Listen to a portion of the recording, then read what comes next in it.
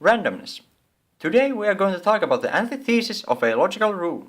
It may sound like such thing would be useless or even harmful for a logician, but in reality it is an important part of the logical analysis. Without it, many problems would be impossible to solve. We already determined in the previous video about logic that a logical rule is the same thing as a limitation to what something can be or a rule that makes some options less probable than others. Let's make one now.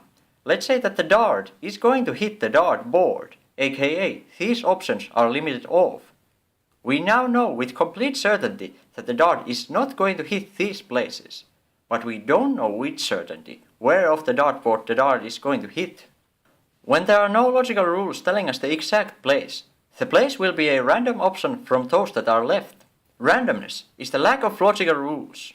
But it's not like we don't know anything about what will happen. We can still know the probability of each event. And the probability is just the options which aren't limited off and where the event is true, divided by all the options which aren't limited off. For example, we try to know what is the probability that the dart will hit 20. It takes roughly 1% of the area of the board, and by that it also takes roughly 1% of the options that aren't limited off. So the probability that a dart will hit 20 when it hits a completely random spot on the dartboard is about 1%. But a logical rule may just make some options less probable than others. Let's say that the probability that the dart will hit this half is twice the probability that it will hit the other. Well, that just means that we take these options twice as much into account compared to these options. It's kind of like we think that there are half of the amount of possible options in here compared to there, even though their area is the same. And if you know basic mathematics, you will be able to calculate the probability for any options.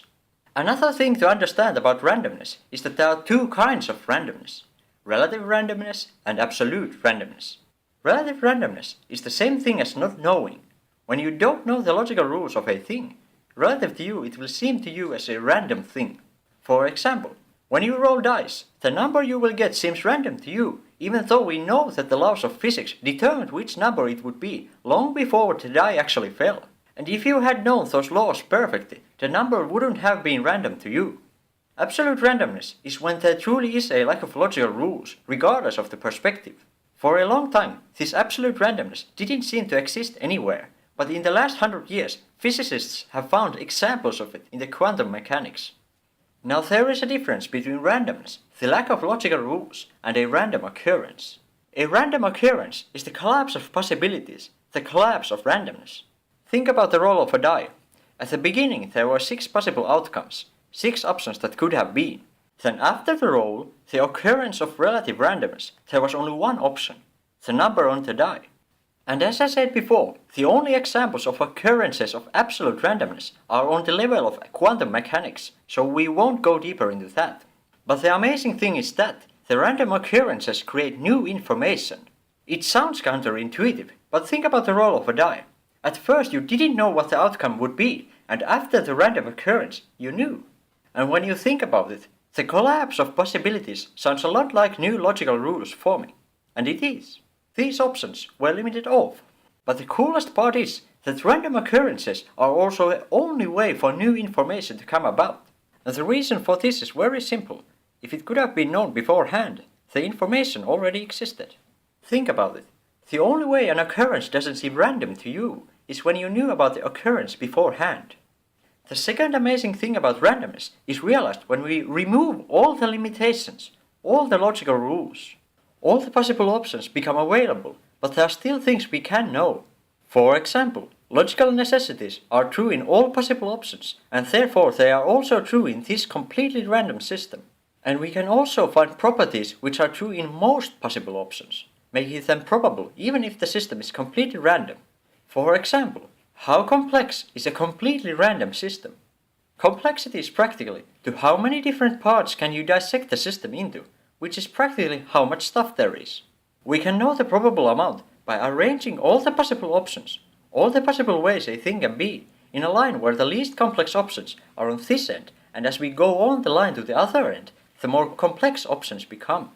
This end is zero complexity, because no matter what you add to that, the complexity will rise, and the other end is infinity, because you can always add more complexity.